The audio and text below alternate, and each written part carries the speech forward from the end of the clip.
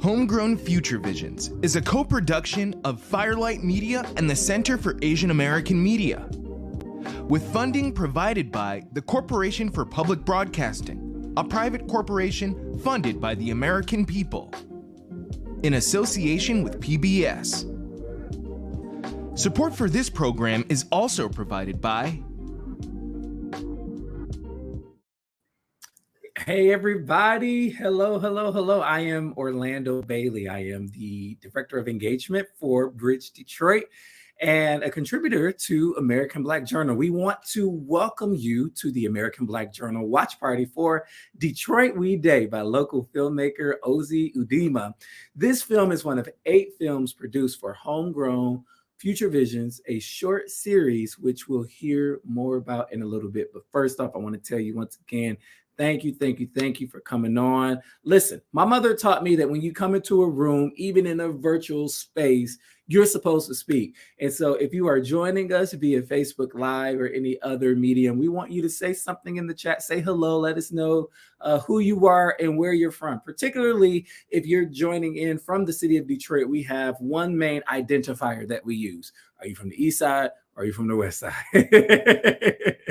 Welcome, everybody. So happy that you all are joining us. I am really excited to get into this conversation. So we want to bring in some of our partners from Homegrown Future Visions in the Detroit We Dey film. Before we get into the film, here are some words from partners on the Homegrown Future Visions initiative who have supported the production of Detroit We Dey. We're going to hear from Sapana Sakie from the Center for Asian American Media, Ryan Pearson from the Detroit Narrative Agency, and Zozette Gear from Detroit Public Television. Hello, everyone, and welcome to the watch party for the film Detroit We Dey by filmmaker Ozi Uduma. My name is Sapna Sakya. My pronouns are she, her, and I'm the Talent Development and Special Projects Director with the Center for Asian American Media, or CAAM. We're based in the unceded territories of the Ramaytush Ohlone peoples, also known as San Francisco. CAAM, along with PBS, Firelight Media, Detroit Public Television, and other public media stations in the Midwest, are collaborators on the short series Homegrown Future Visions. Homegrown was piloted in 2020 as Hindsight in partnership with PBS, with support from the Corporation for Public Broadcasting. This season showcases 8 documentary films by emerging BIPOC filmmakers that illuminate the living histories, cultures, and prospective futures of the American Midwest. I'm so excited to be here presenting Detroit We Dey. This film is a love letter from filmmaker Ozi, documenting her Nigerian cultural roots and sharing her community's place in today's Detroit, and also into the future. I connect deeply with this film's celebration of one's unique heritage and the nuances of finding a place for it to exist in American society. Thank you so much and enjoy the screening.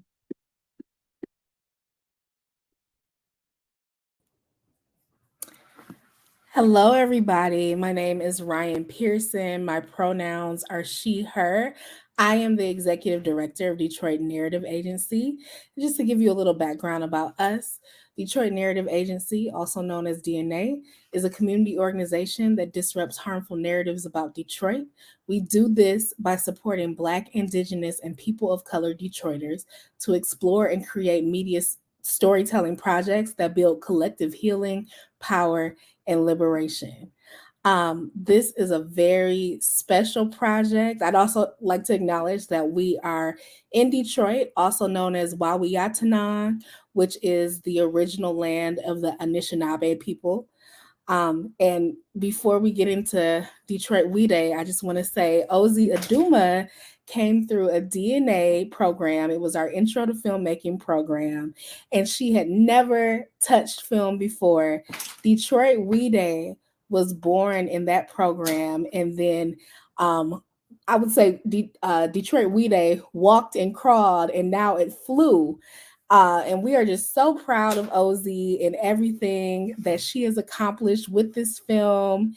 And we just wanted to give a shout out to her and say we're very, very proud of you. And we're so happy we could support you on this project. And with that, I am going to pass it over to Zosette. Thank you, Sapna. Thank you, Ryan. Hi, everyone, and welcome.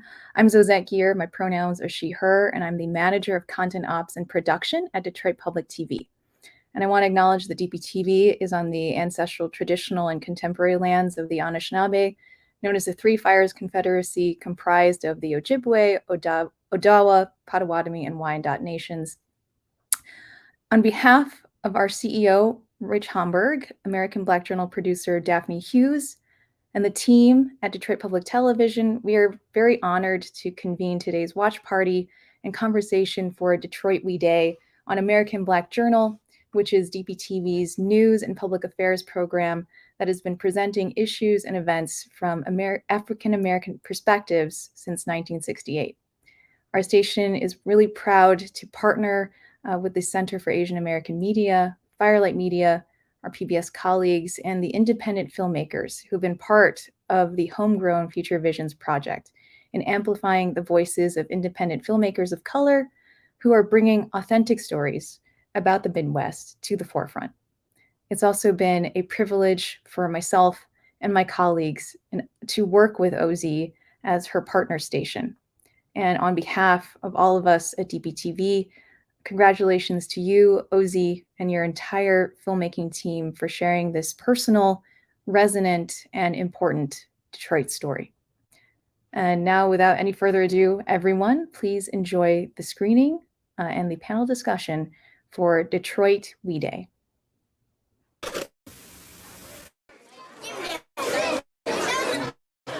Right now, it's time for the adults to do their new year or end of year. And you know what that means? It means dance, dance, dance, and dance. All right? So, Mr. DJ, wanna just give us something that will make us dance. All right? When I think of my childhood, I picture a Lithuanian church hall. It's Saturday night and the parking lot is packed. As I walk towards the door, my ears are filled with the sounds of my cousins running around, my aunties greeting each other, and my uncles arguing over bottles of Guinness. Up front, the MC weaves together English, Igbo, and Pidgin in order to calm a very impatient crowd. To the uninitiated, this is an extremely chaotic scene, but for me, this is what it means to be Nigerian in Detroit.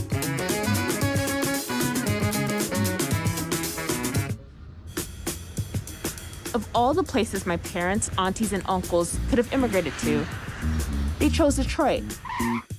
My people grew up on the equator and never saw snow until they were about 20, 30 years old. They came to a place that was the complete opposite of where they grew up.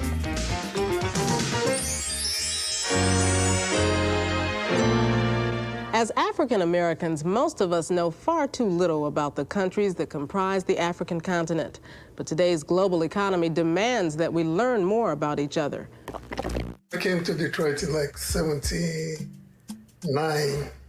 I mean, there weren't any African store, there weren't any African restaurant. And in fact, when we go home, the highlight is to get to bring as much. Later I get home, my aunt will start going to the store. You want some gari, you want some ball, you want this. So when I was coming, of course, there was fear. We don't know anybody here. We don't have family here. I've never been in a big city before. So it was scary, of course.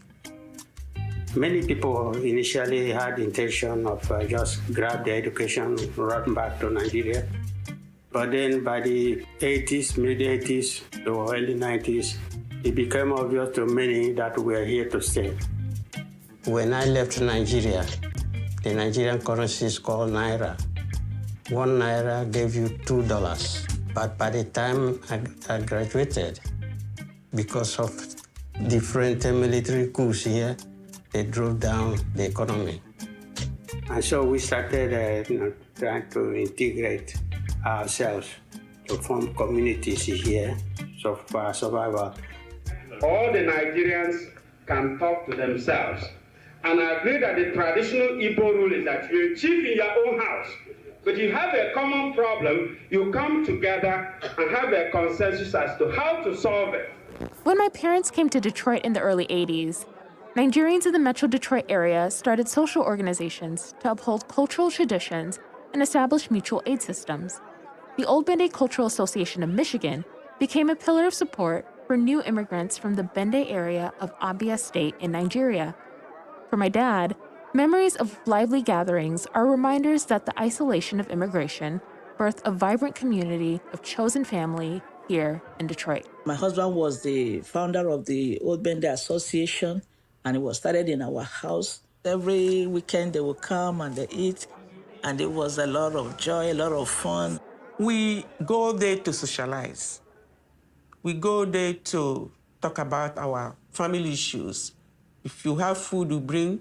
If you have anything, you bring. We don't have extended family here. So we are each other's keeper, we are each other's family.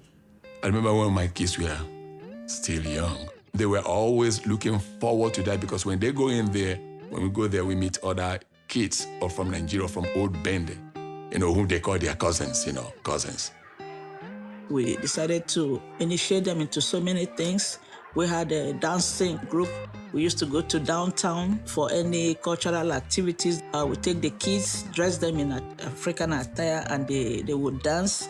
We instilled the love of community in our children. Growing up in Detroit meant that I got the best of both worlds.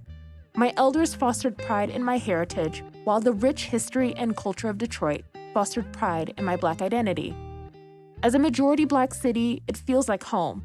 There's so much pride in being a Detroiter of the diaspora.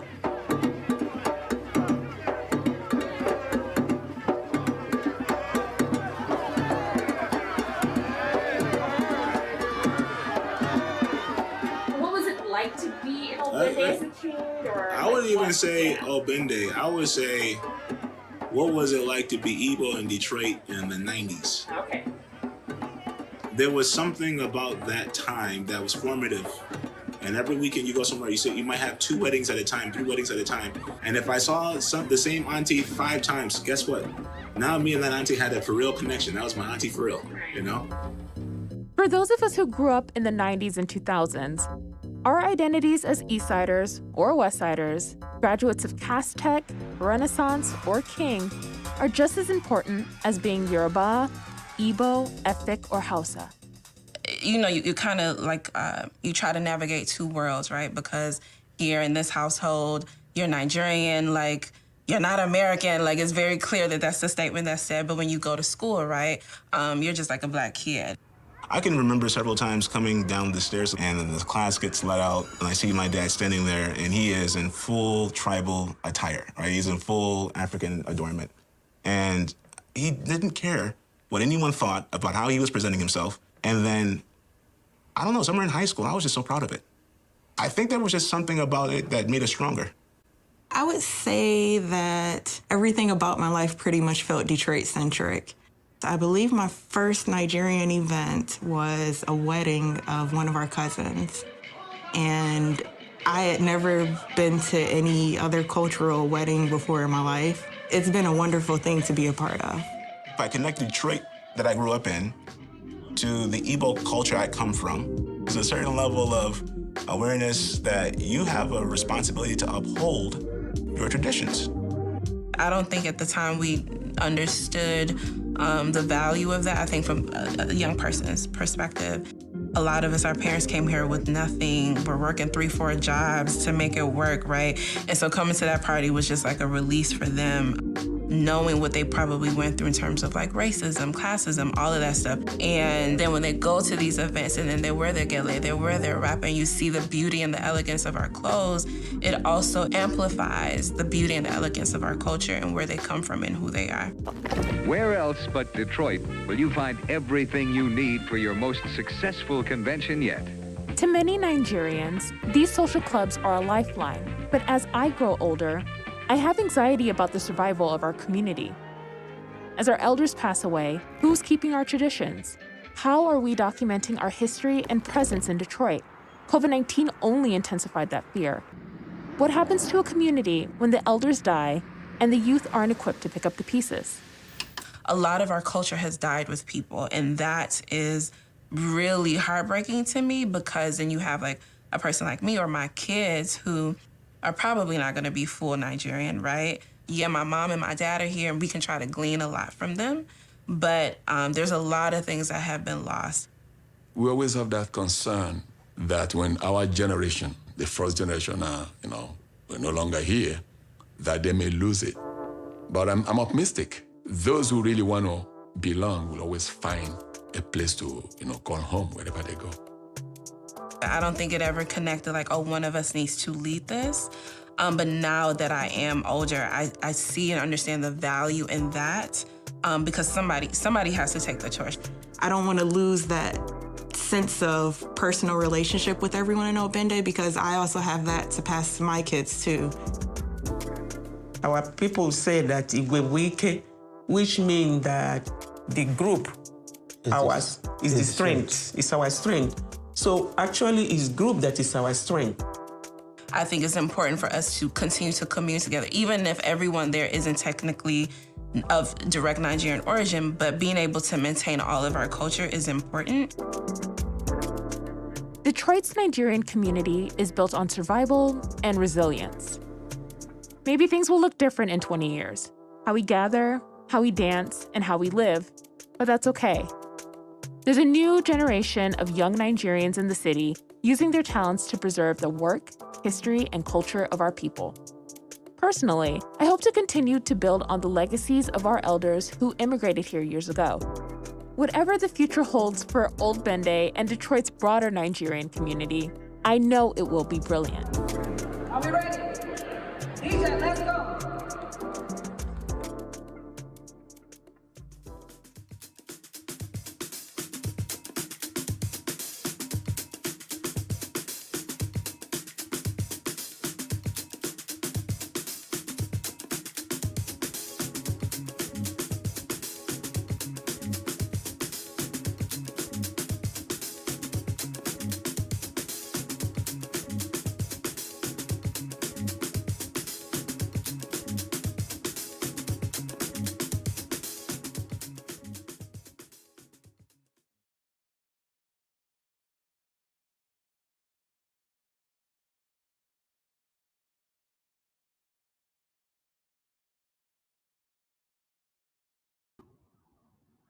Round of applause, round of applause, round of applause. Very well done. Oh man, this is probably my third time seeing the film, and I get all of the feels watching it. And I was so glad that they let the credits roll, because I wanted everyone to see everyone who played an amazing and major part in making sure that this film got finished. I want to bring on our panelists for our discussion, and I'm going to talk to the director of Detroit We Dey. Ozi Uduma was born and raised in Detroit, Michigan, and is of Nigerian descent. Ozi's love of art and culture is inspired by her appreciation for the brilliance and ingenuity of Black people all over the globe. She is an alumna of the Detroit Narratives Agency inaugural Introduction to Filmmaking program. Currently, Ozi serves as the Assistant Curator of Global Contemporary Art at the University of Michigan Museum of Art. Hi, Ozi! Hello, everyone. Thank you so much for viewing and watching the film, and thank you for this discussion. I'm really excited to talk to everyone.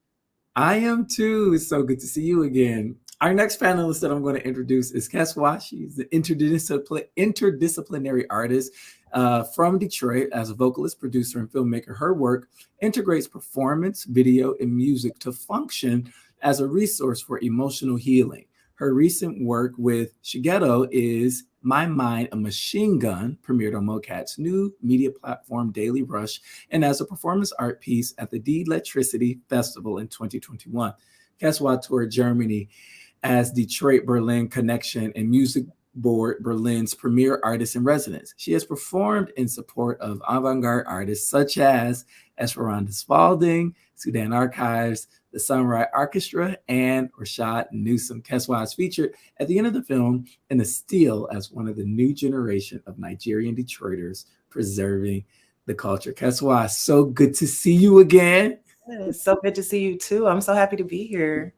I'm happy to have you. Cannot wait to talk to you about cultural preservation. I got a specific question just for you about that. Our next panelist is Jennifer Owenu.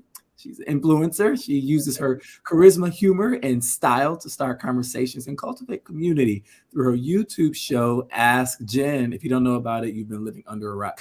Ask Jen is an avenue to ask Jen for advice about all things life, family, motherhood, and sisterhood, embodying the true essence of an Aries. She is the hostess with the mostest, from panels all the way to parties. Jen is featured at the end of the film in a still as one of the new generation of Nigerian Detroiters preserving the culture.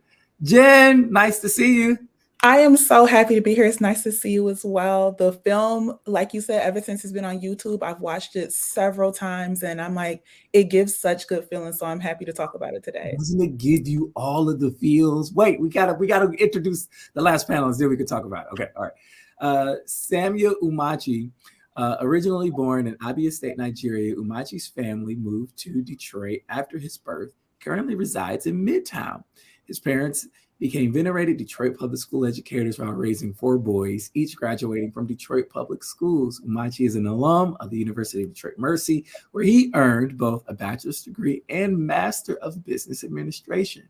He enjoys spending time with his wife of 9 years, Stephanie, and their 3 children, Ava, Elijah, and Gabrielle. Sam, I really connected with your story in the film. Nice to see you. Welcome. Hello, thank you all. I really appreciate this opportunity to speak with you all. Listen, I've known Ozi her entire life, and if you would have told me years and years ago that we would be here because of her hard work and efforts, no surprise, no surprise. Yeah. She is dedicated, tenacious, smart, ambitious, outgoing. I can't say enough nice things about Ozi, but I think it's emblematic of the fact that I have been a family for, the entire time I've been alive here in Detroit. So it's just no surprises when we see our people excel. Yeah, I want to talk a little bit about that later. Essentially, there is this theme in the film around the family you get to choose, and I really want to hear what you guys have to say about that. But first, if you could put, after viewing the film again, and this is my 3rd time viewing it, and after each time, I really do get all of the feels. But if you can put how you're feeling right now after viewing it again into words, what would those words be? Ozi, let's start with you. Of course. Oh, warm fuzzies. I'm always, I've seen, of course, being the director, I've seen this film in so many different iterations. And so to get to this point, to share it out in the world, it's both like the warm fuzzies and also the nervousness of people seeing it, because it's coming from the heart, and, to be vulnerable and to share your story takes a lot of, gumption. And so it's both the warm fuzzies and the nervousness. Yeah, I feel it. It's almost like, what Erykah Badu said. Now, keep in mind, I'm an artist and I'm sensitive about my... Very much so. Jen, if you can put your feelings right now into words, what comes up? Deeply nostalgic. When I look at those clips and those pictures, they take me to very specific times in my life, very specific events. I can look at clips of some of those parties and remember, like, my family came maybe like 10 minutes later. So I'm like, to be able to see us so deeply connected looking at these like throwback clips. Also, I'm curious about what didn't make the cut. I know, right? Nigerian uncles I know. with cameras at every single event. If this is the footage that was shown, what was missing? I need to see the archives. I mean that, and I mean that. KESSWA, for you, words. How are you feeling after seeing this again? I'm a big crybaby, so I definitely feel like very touched, and I feel very seen. It's like so rare to see such a specific and unique story like executed so beautifully. And yeah, it's just like, you know, being Nigerian and being a Detroiter and like having that story encapsulated like so artistically, and like, yeah, seeing people that I recognize from church growing up, like it's just really beautiful. I love that. Sam, you get the last word on this question. Oh, loyalty is probably the one word that I think of right now. Folks have asked me, why are you raising your family in Detroit? Why are you still, you could, you know, go and live and be wherever you want to be. And if you understood how I feel about my family, how I feel about the Nigerians in Detroit, how I feel about the Nigerians in Michigan, how I feel about the Detroit story as we get to have at least a small part of it, I can't see anything more meaningful than trying to connect back to what's giving you so much. So loyal. I feel that this exemplifies why are we loyal to this place and why are we loyal to each other. It's you don't get to recreate this. This is not an accident. So I feel very strongly about that. Yeah. You know, it's so funny. I had absolutely nothing to do with the making of the film, but you know, I feel so connected to it, to the city, and to Nigeria and our Nigerian brothers and sisters here in the city. KESSWA, you said something about feeling seen, and you know, as an artist, as those of us who are storytellers or anybody with platform, I do think it is a responsibility on part of the artist and those of us with platforms to provide sight to folks who may not have the stage to amplify their experiences, and use our stages to do just that. And so I really want to talk about specifically, this was mentioned in the film, the isolation of immigration, right? And the origination of the Old Bende Association. Ozi, first of all, that line was so powerful, the isolation of immigration. I mean, I think you made so many people feel seen just by that line, but also connect that and thread that to this unction to start something, to build community so that we're no longer in isolation. Yeah. So,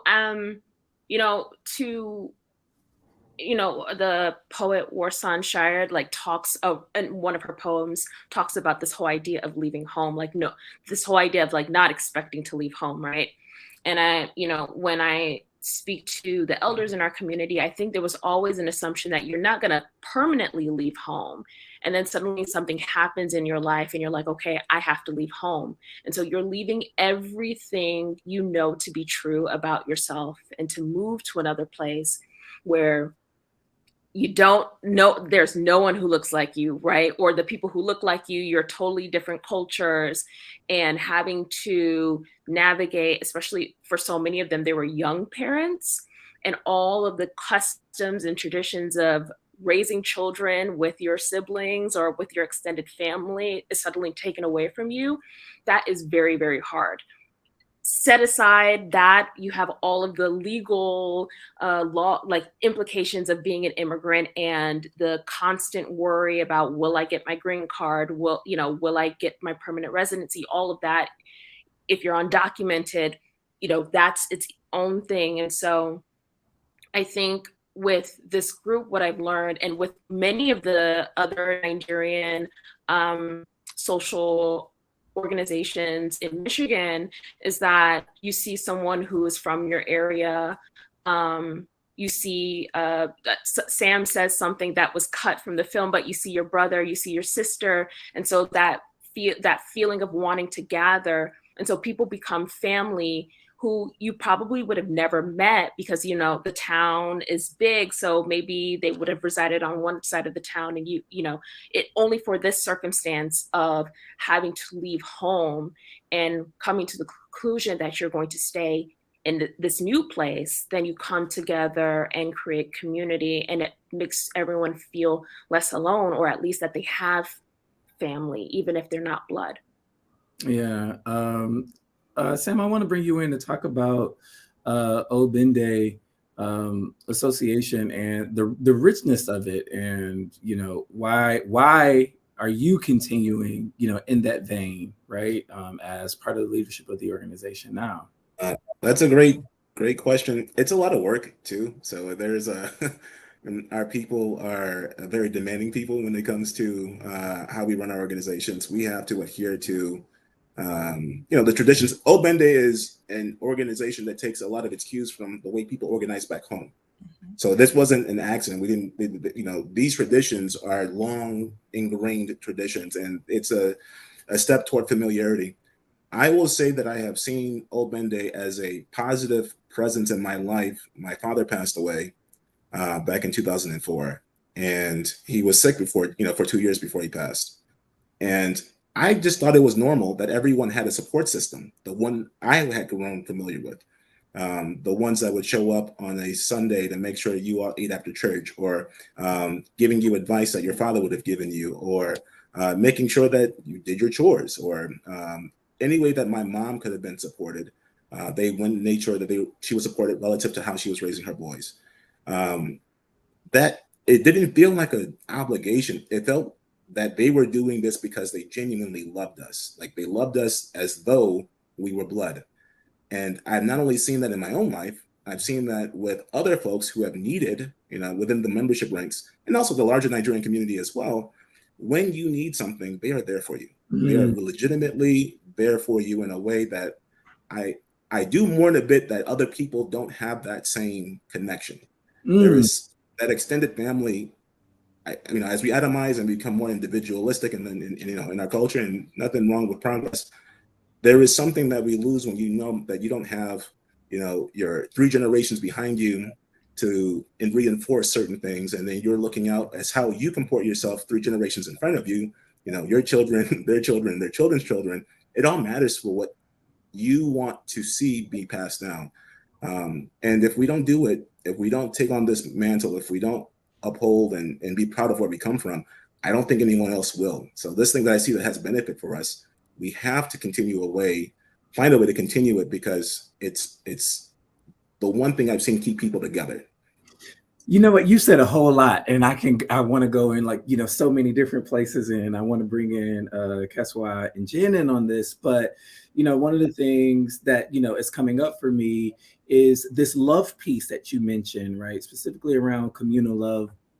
And I'll go ahead and just say it, you know, like, I don't think that the rugged individualism that is pushed on us by Western society and American culture is intrinsic to Black folks, period. I don't think that's who we are. I don't think that's how we show up in the world. But you know, I think, number one, America is an amazing PR practitioner in making sure that messages sort of infiltrate our subconscious and we begin to move in that way. But I think organizations like Old Bende and our aunties and uncles provide a check to that.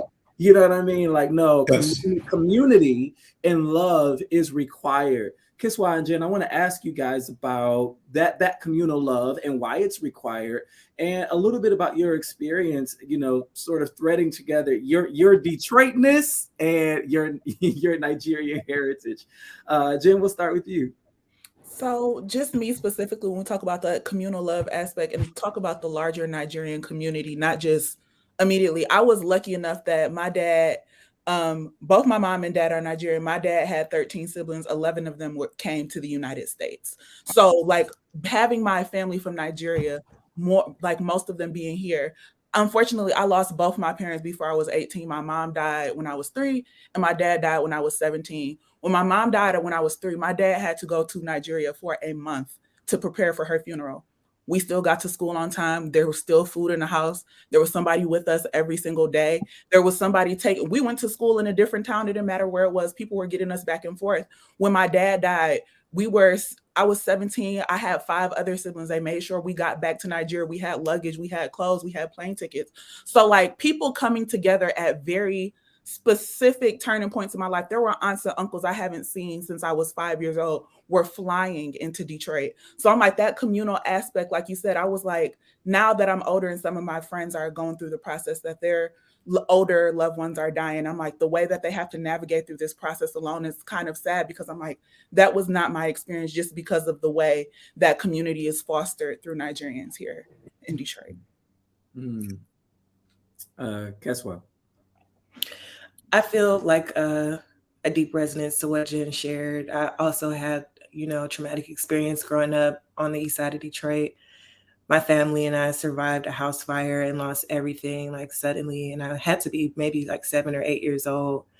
And I just remember the amount, like the just tremendous support, like from the larger community, because I just, being so young and watching your mother be devastated at like all of her hard work that she established to make sure that you and your 4 siblings are taken care of.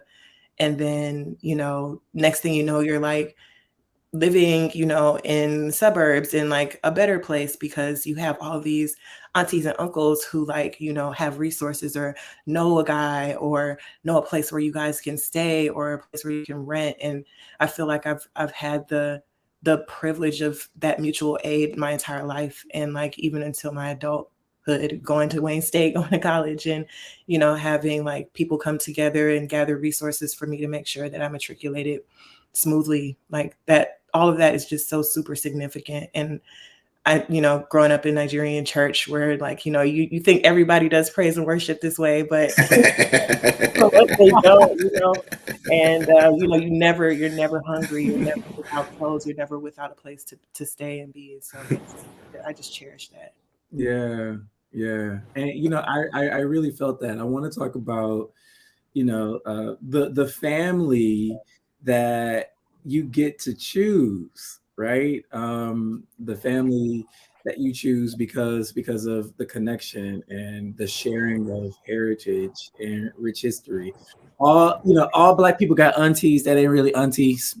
We all got cousins that ain't really our cousins. And Ozi, you captured that so magnificently in the film. Was that purposeful? How did you do it? How did you capture that essence? Yeah. I mean, like Sam said in his intro, I've known Sam since I was a baby, right? Sam, Asari Ofyang, who's featured in the film. Like, I've known all of these people since I was a little kid. And, we all go through the experience of finding out that auntie or uncle or that cousin isn't actually blood related. It's always like, so what you're telling me is you're not sibling. Like, it's like all of those questions, right? But they're still a very important important part of your life. And so I had to capture it, because I don't think if I didn't capture it, it wouldn't tell the full scope or full understanding of how this community came together, because people said, call me auntie, call me uncle. It's also a deference thing too, right? So somebody who's older than you, you're not going to call them by like you're the first, you first better name. not. Exactly. So, but this person is your mom's friend, and she is here every Sunday, and they're gisting in the corner, like they're chatting and talking or whatever. She's auntie to me, right? And so it was so important for us to capture that part of how family comes together. I want to stick with you, Ozi, because I want to talk about Nigeria and Detroit. And in the film, you talk about your parents coming here to the city of Detroit in the 1980s, and Detroit was chocolate city, and the bedrock of the Black middle class here in the United States. And for so many years, up until maybe last year, or 2020, the 2020 census, we're still trying to figure it out. But Detroit is the largest majority Black city in America. But you also say that coming to Detroit, it was a complete opposite of where they grew up. And I know you talked about the weather and them seeing snow for the for the first time. But describe to me some of the delineations that they have that they were able to outline and draw for you, and even what you've observed. Yeah, so yeah, weather being one of the big ones, but I think also this whole understanding of how do you define a Black person, right? So my mom always talks about going to like the grocery store when she first immigrated here, and people hearing her accent and clearly knowing that she's not from here. So then the guest comes like, well, where are you from, right? My mom got Jamaica so many times, like everybody thought my mom was from the Caribbean, and she's like, no, I'm from Nigeria, like trying to understand that. And I think so that was some of the aspects of probably not understanding each other's histories at times too. So saying that, okay, this person is Black, but we're not the same kind of Black person. So how do you even begin to navigate that, right? And I think, I will say from I think all of us who grew up in Detroit, we're in this really interesting space of so much of African American culture also informs who we are, right? And so our parents are trying to navigate, what does that mean? This history that they're not familiar with, dialect, food, music, like all these other things, they're trying to navigate what that means. And now you have a kid who's absorbing everything like a sponge. And so I think at times there was also like this fear of, being called Americanized is like an insult to everyone, right? So because you didn't foster that part of your heritage to your child, so they're only knowing American culture, right?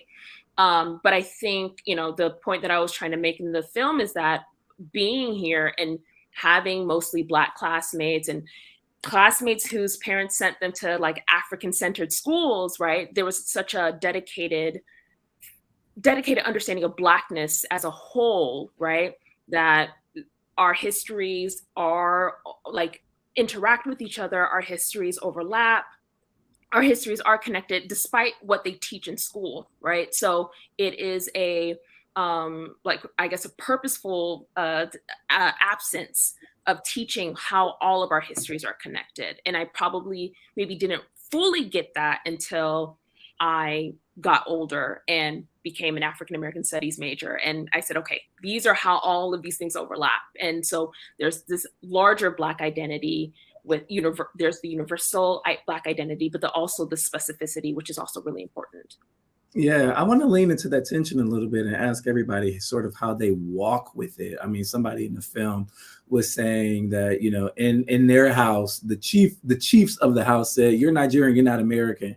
And Ozi, you even mentioned how being Americanized is sort of shunned. And I really want to and I think I know why, but I want to hear everyone's interpretation of why that is. KESSWA, let's start with you. It's interesting because I feel like some of my earliest memories were that realization that I had to navigate two different cultures out in the world and at home. I've always felt like a Detroiter, always felt like a Black person who is Nigerian. And I never saw those things as separate. When I was in school very young and we were learning about the slave trade, it was just very clear to me that we are all connected, related, together.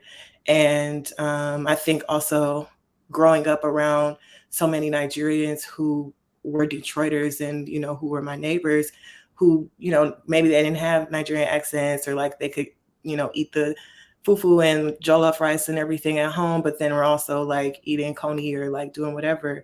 It didn't feel like there was a separation or a distinction.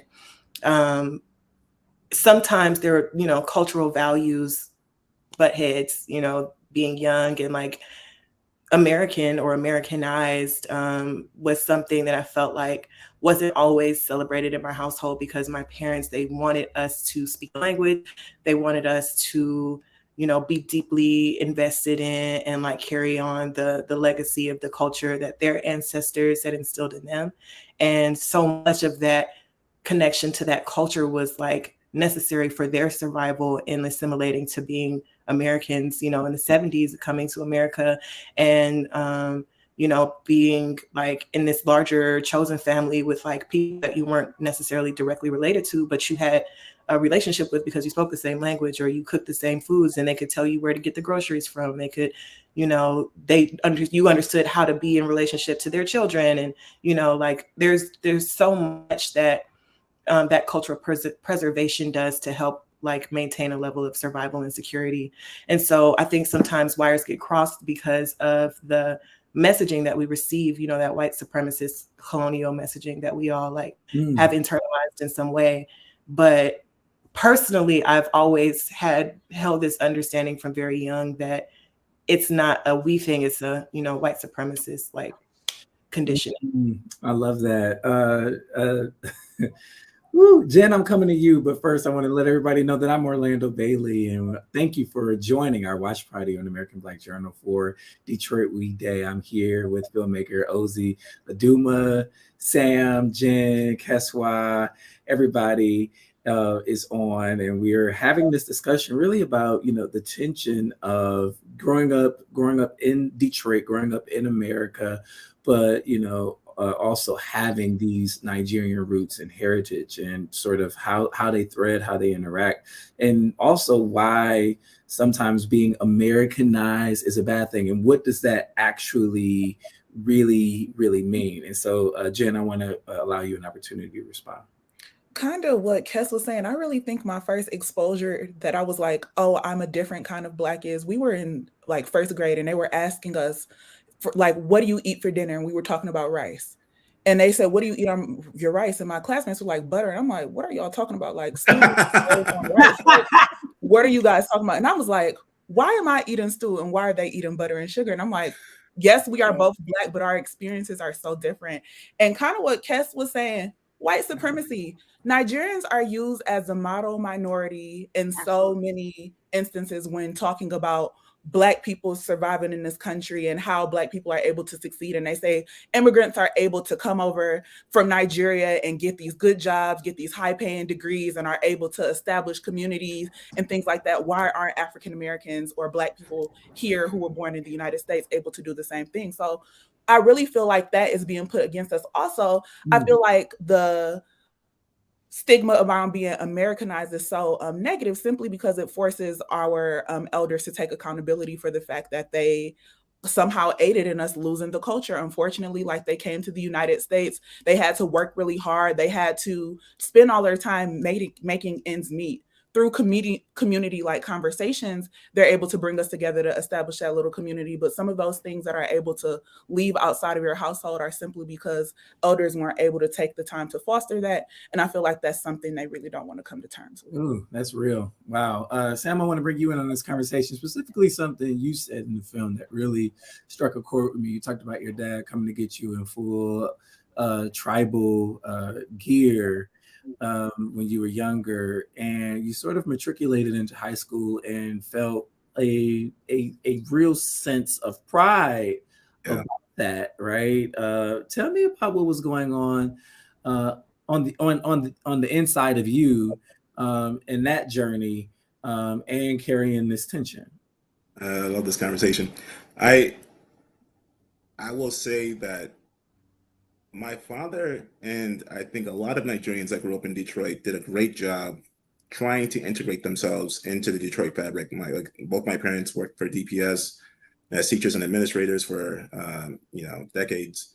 Other Nigerians came to Detroit and plugged in to be it the automotive industry, education, what have you. In that, I did, as I got older, understand there was an insecurity, I think, at the base of a lot of the Nigerians that are here, which is, I think, that Jen and KESSWA have spoken to it, this idea that you may lose what it is that you came here with. And then I think the feeling of, if I don't pass this culture on to my children, what is it that I'm actually doing in this country? Is it this loss of connection that will never be brought back? Or is there a sense that I can do something, I can bring to bear an identity that, that melts into, the external that I can't control. I can't control that my children go to school. Indeed, that's what I can do, is what my father does, educate us as to what is the African-American struggle? What is the African-American struggle distinct from the Nigerian struggle? Because you have to make sure that there's the delineation between the two before we can talk about how the two are the same. So when I grew up, my father made it a point to be very proud in the way that he presented himself. And it took me so long to figure out where that was coming from, right? Both the pride and the insecurity fuel the idea that we have to show that there's something good in everything that we do here so that we can see that it continues on. And I can tell you, in elementary school and middle school, I wasn't trying to hear it. I'm like, why is he showing up? Just, oh my, he would show up in full. There was no slack. And I'm like, and he would be right there in front. And I understood it the older I got, but I didn't want to understand it. Like I understood it, but I didn't want to understand it.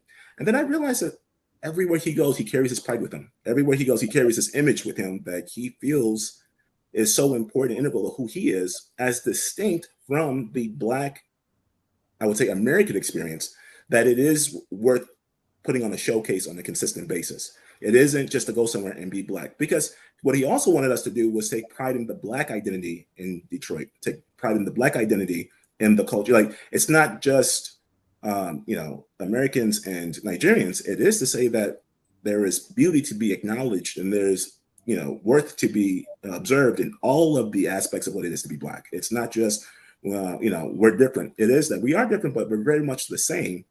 And I look at the Black church experience as, I think, analogous to some of the experiences I've had growing up. Yeah. I want to get to this conversation around cultural preservation. I worked in community development for years before switching into the media industry.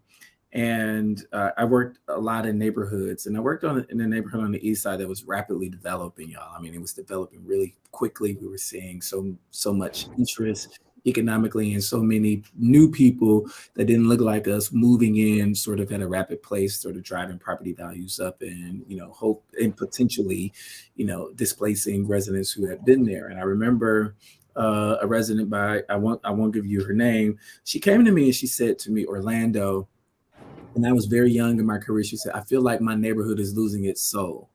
My neighborhood is losing its soul.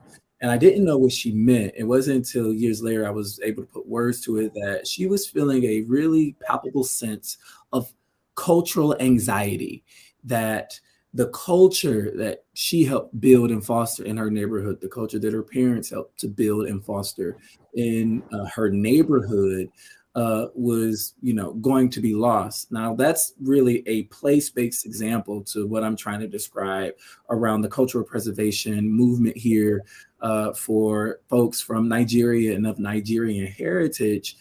As the elders pass on, there's a Senegalese proverb that says, when an elder passes, a library has burned, right?